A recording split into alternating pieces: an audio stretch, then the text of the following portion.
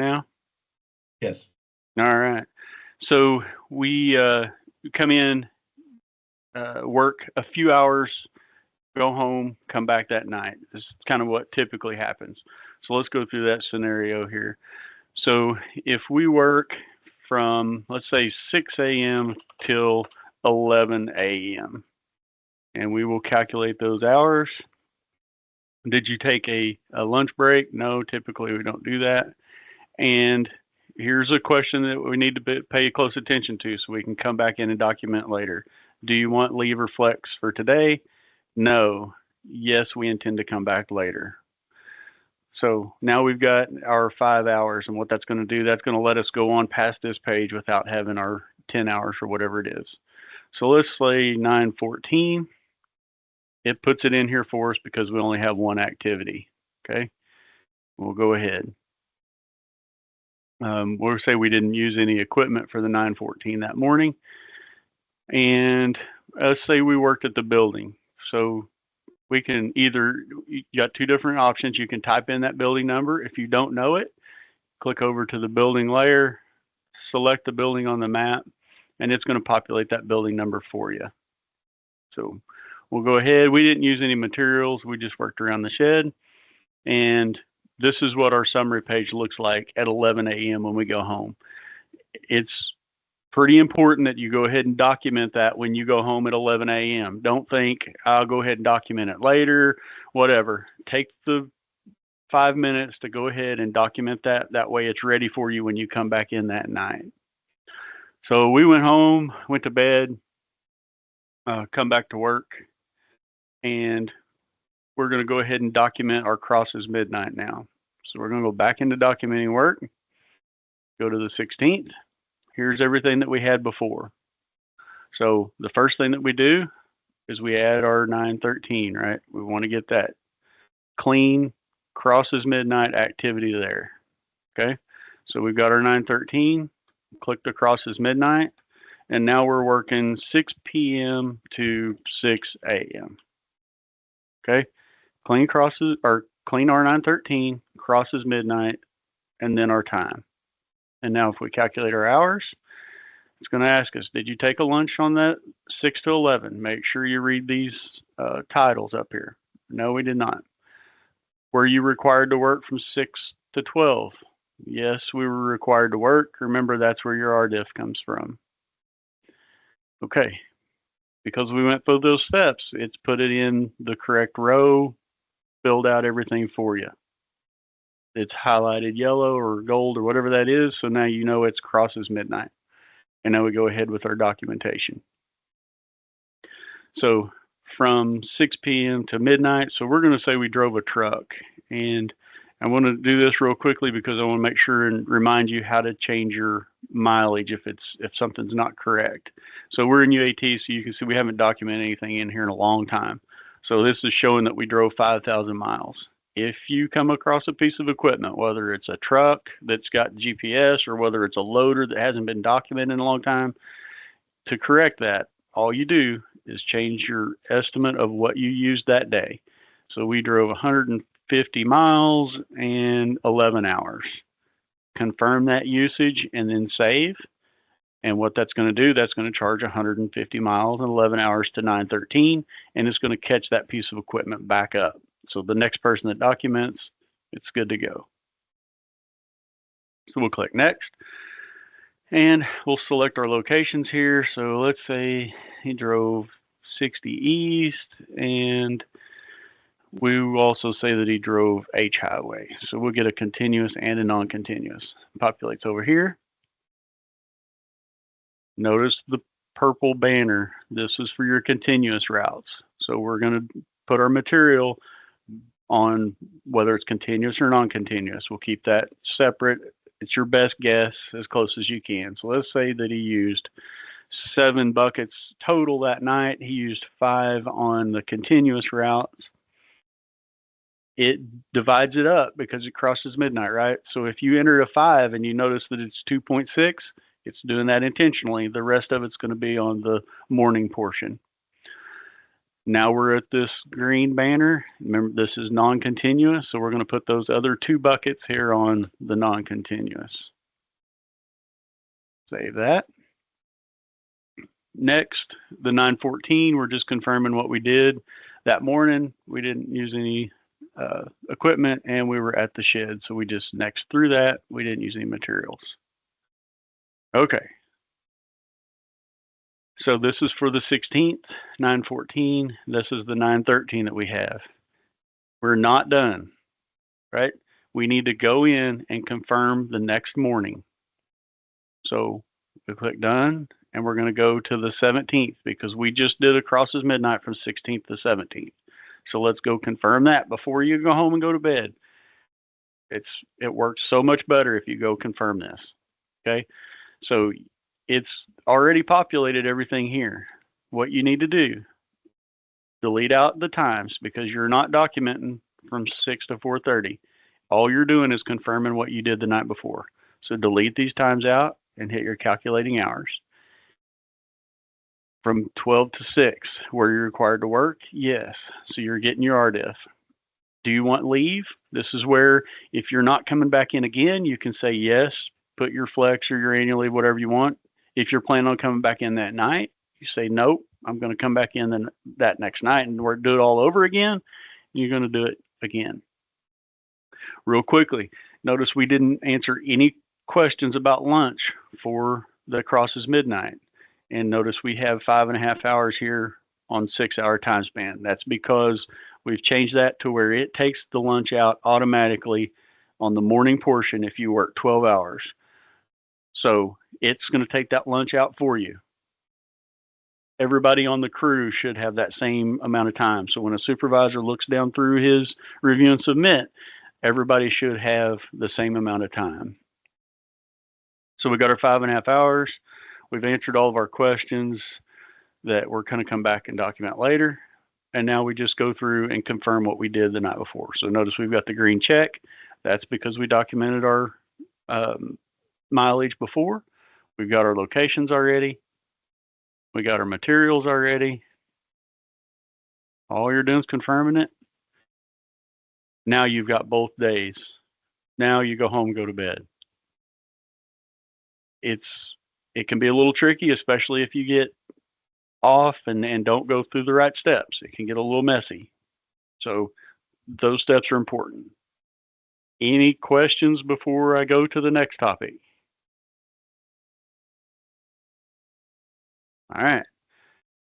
Something went wrong. You got it documented wrong.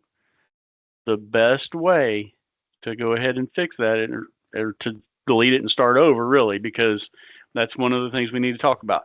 If you don't know whether you're going to get paid 913 or 914 before you cross midnight, don't document it. Make sure you know whether you're supposed to be at 913 or 914 because you have to delete it and start over. You cannot change activities once it's deleted.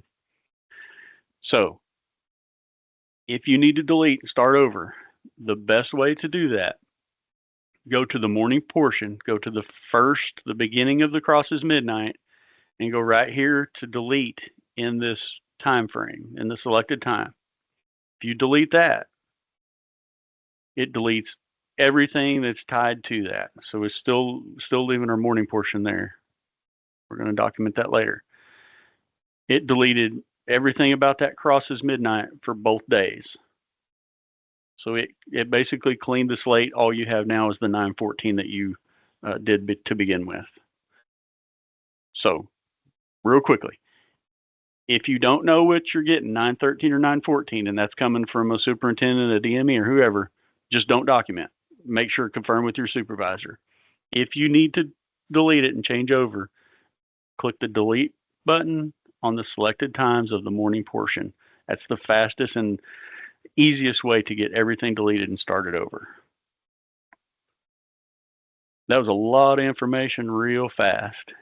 You guys have been doing it. We get very few questions anymore. You're getting good at Crosses Midnight, but that's just a quick reminder.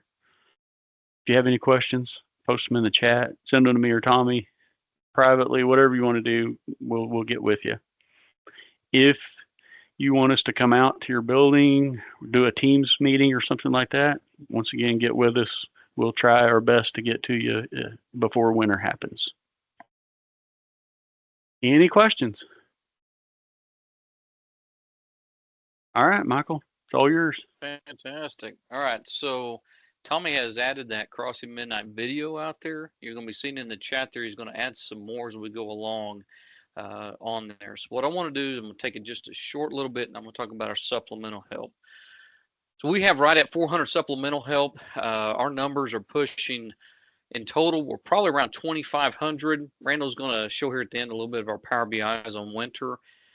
So we couldn't do winter without supplemental. We have to have supplemental document time in MMS. So supervisors, I'm asking again, you guys are amazing at this. You've done it. You've helped us this for probably the fourth winter going in. Those supplemental help, they're not in MMS every day. This is not their thing. So please help them through the process. I wish they could be there on snow drill day. Any of you who are on the call or supplemental, make every effort you can. That's the best day. There's not a whole lot of stress going on that day. All the things that we talked about before, but stop, go to the UAT environment and do some practicing. Okay. So I've come in here. Chad Berry's one of our supplemental at the Ozark building. They're going to click on documenting work. Again, maintenance supervisors, crew leaders, please watch this because it's going to look a little different. They get this thing called regular responsibilities that you don't normally have that. What we ask, just like everyone, is give the total amount of time you were here working today. Whether a construction inspector was working in their office doing stuff up till noon, then come to help push snow, this needs to be your day. So for Chad, he started this morning at 7 a.m. He works till 7 p.m. Click calculate hours. It's going to handle that. We're required to work, yes. We do not know what his normal regular start time is. That's where it's a little weird for RDIF for these guys and ladies. We just don't know, right? RDIF starts at 7. RDIF is up to 7:30 if you don't come into a regular scheduled time before that. So what happens is, I'm going to say in Chad's case, what he really did, he worked up till, let's say, lunch. He worked 4.5 hours, his regular responsibilities doing his construction inspection activities, and then at lunch he came to the building, okay? So that's why they have this regular responsibility here. If they push snow the entire time, put all 11.5 hours in there. So we'll put the rest of his time towards 9:13. He's got add hours towards 9:13. Put that RDIF there. Get in all reality, that RDIF likely is not something that is needed, but we again just don't know their normal start times. And then there's their market adjustment. Okay, so again, please take time. Tommy's going to be adding a video that goes through this exact same example, just showing how do you document equipment, take them through that process, go out to test environment, talk to them about the routes of what that looks like to pick a route there. And so encourage you at this time, again, Tommy's going to talk a little bit more about this here in a few minutes about routes. Pay attention to your routes. We want you all to look at those, make sure that those are correct, and he'll give you some guidance here in a second about those a little bit more. Material, again, these supplementals, some of these could be brand new to you. Some of them have worked with us for years. Help them understand your lingo. What's a 2-to-1? What's a 1-to-1? What does a bucket mean? Walk them through that process. They want to do the right thing. They want to be successful for you all, but they need your patience. They need your time. Now, supplemental, I apologize. You've asked me since we went live in MMS. If we're doing this in MMS, why can't it upload to TRS? We just have not got that squared away yet. It is a part of our rewrite. We're trying to rewrite all of our documenting for MMS in this next year, but I still don't have that ability. We need you to document in MMS. For the very fact of making sure it's documented correctly. We've got the awareness of what it is, what was done, all of your usage, your equipment, the material. Take a screenshot, this last page. Now you can document at the building at the end of the shift. You can document when you get back to your building. We encourage supplemental. Do it right then. Do it at the building. That's the best time. You're not going to forget stuff. When you go back to your office in a day or so and you enter time into your TRS, go open this up again. You could take a screenshot. It's going to tell you how you divided your time. 9:13, so much to regular, so much to add. You can get a screenshot of that information. Job numbers, we can get that kind of information for you. Pretty much it's going to be a county, continuous or non-continuous. But please be in there practicing that. It just makes a big difference. The last 3 winters, I've sent out individual emails to all the supplemental help that I could find. Okay, I'm going to do the same thing again. It's not that we don't want you guys to have chances. It's just the reality. Y'all are busy doing the other thing. Sometimes hard to get your attention to focus on winter yet. All right. Supervisors, all supplemental, all document MMS, please help them. All right. We're never going to get anywhere if we just start in with, why don't you get your stuff done? You know, we know that doesn't go too far.